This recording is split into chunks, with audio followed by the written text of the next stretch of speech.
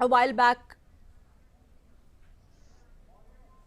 Corona की made in India vaccine और दुनिया के सबसे बड़े टीकाकरण अभियान, इस विषय में अभी विस्तार से हमारी चर्चा हुई। प्रेजेंटेशन में भी काफी चीजें डिटेल बताई गई है और हमारे राज्यों के डिस्ट्रिक्ट लेवल के अधिकारियों तक बहुत विस्तार से इसकी चर्चा हुई है और इस दरमियान कुछ राज्यों से अच्छे सुझाव भी मिले हैं। केंद्र और राज्यों के बीच इस संवाद और सहयोग ने कोरोना से लड़ाई में बहुत बड़ी भूमिका निभाई है।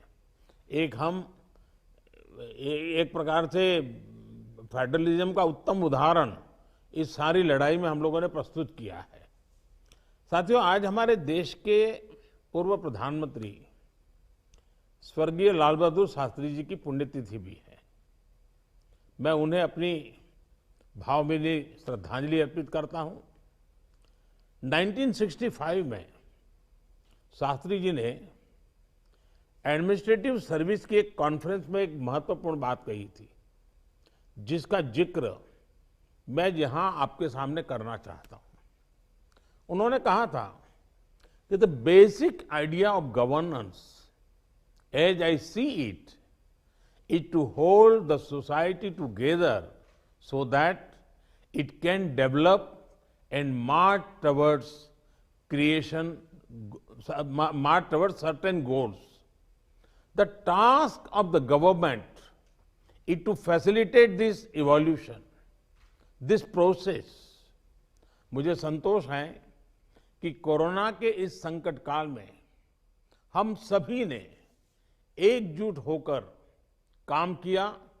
जो सीख लाल बहादुर शास्त्री जी ने दी थी, उसी पर चलने का हम सब ने प्रयास किया और इस दरमियान संवेदनशीलता के साथ त्वरित फैसले भी किए गए, जरूरी संसाधन भी जुटाए गए और देश की जनता को निरंतर हम लगातार जागरूक भी करते रहे। और आज इसी का परिणाम है कि भारत में कोरोना का संक्रमण वैसा नहीं है और न ही वैसा फैला है जैसा दुनिया के अन्य देशों में हमने देखा है। जितनी घबराहट और चिंता 7-8 महीने पहले देशवासियों में थी, अब लोग उससे बाहर निकल चुके हैं। ये अच्छी स्थिति है, लेकिन केयरलेस न हो जाए, ये भी हमें चिंता करनी है। देशवासियों में बढ़ते विश्वास का प्रभाव आर्थिक गतिविधियों पर भी सकारात्मक रूप से दिखाई दे रहा है। मैं आपके राज्य प्रशासन की भी दिन रात जुटे रहने के लिए प्रशंसा करता हूं।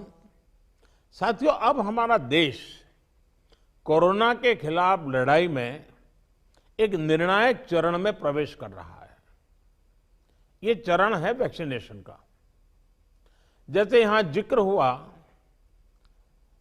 16 जनवरी से हम दुनिया का सबसे बड़ा टीकाकरण अभियान शुरू कर रहे हैं। ये हम सभी के लिए गौरव की बात है कि जिन 2 वैक्सीन को इमरजेंसी यूज ऑथराइजेशन दिया गया है, वो दोनों ही मेड इन इंडिया है। इतना ही नहीं, 4 और वैक्सीन प्रोग्रेस में है। और ये जो मैं करीब 60-70% काम पहले राउंड का होने के बाद बैठने की चर्चा इसलिए करता हूं कि उसके बाद और वैक्सीन भी आ जाएगी और जब और वैक्सीन आ जाएगी तो हमें फ्यूचर का प्लान करने में वो भी एक बहुत बड़ी सुविधा रहेगी। और इसलिए सेकंड पार्ट इसका जो है, जो हम 50 से ऊपर वालों के लिए जाने वाले हैं, तब तक शायद हमारे पास और भी कुछ वैक्सीन आने की संभावनाएं हैं। साथियों, देशवासियों को एक प्रभावी वैक्सीन देने के लिए हमारे एक्सपर्ट्स ने हर प्रकार की सावधानियां बरती हैं और अभी साइंटिफिक कम्युनिटी की तरफ से विस्तार से हमें बताया भी गया है।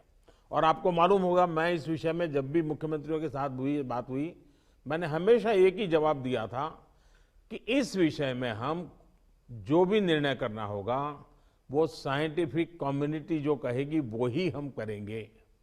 साइंटिफिक कम्युनिटी को ही हम फाइनल वर्ड मानेंगे और हम उसी प्रकार चलते रहे हैं। कई लोग कहते थे देखिए दुनिया में वैक्सीन आ गई, भारत क्या कर रहा है, भारत सो रहा है, इतने लाख हो गया, इतना हो गया, भारत कुछ, ऐसी भी चिल्लाहट हुई। लेकिन फिर भी हमारा मत था कि ये साइंटिफिक कम्युनिटी और जो इसके लिए जिम्मेवार लोग हैं उनकी तरफ से जब आएगा तभी हमारे लिए उचित होगा और हम उसी दिशा में चले हैं। बड़ी बात जो मैं दोहराना चाहता हूं कि हमारी दोनों वैक्सीन्स दुनिया की दूसरी वैक्सीन से ज्यादा कॉस्ट इफेक्टिव है। हम कल्पना कर सकते हैं अगर भारत को कोरोना टीकाकरण के लिए विदेशी वैक्सीन पर पूरी तरह निर्भर रहना पड़ता तो हमारे क्या हालत होते, कितनी बड़ी मुश्किल होती, हम उसका अंदाज लगा सकते हैं। ये वैक्सीन भारत की स्थितियां और परिस्थितियों को देखते हुए निर्मित की गई है। भारत के टीकाकरण का जो अनुभव है, जो दूर सुदूर क्षेत्रों तक पहुंचने की व्यवस्थाएं हैं, वो कोरोना वैक्सीनेशन कार्यक्रम में बहुत उपयोगी सिद्ध होने वाली है।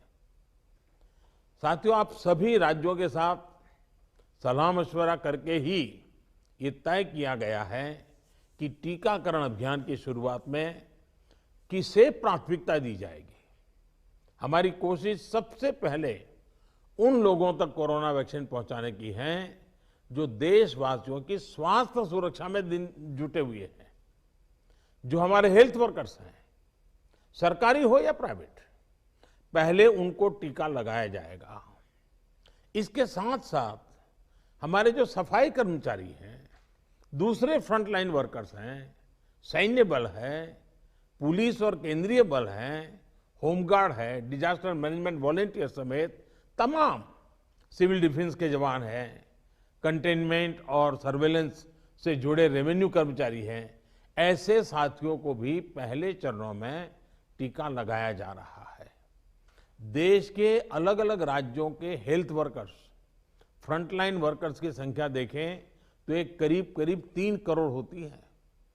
ये तय किया गया है कि पहले चरण में इन 3 करोड़ लोगों को वैक्सीन देने के लिए जो खर्च होगा वो राज्य सरकारों को वहन नहीं करना है, भारत सरकार इसको वहन करेगी।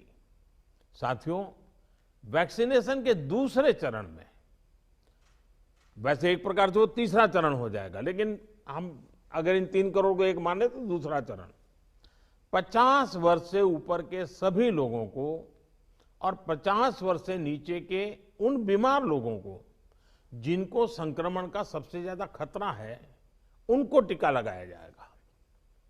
आप सभी परिचित हैं कि बीते कुछ हफ्तों में जरूरी इंफ्रास्ट्रक्चर से लेकर लॉजिस्टिक तक की तैयारियां सभी राज्यों और केंद्र शासित प्रदेशों के साथ विचार विमर्श करके, लगातार मीटिंगें करके, मॉड्यूल्स बना करके इसको पूरा किया गया है।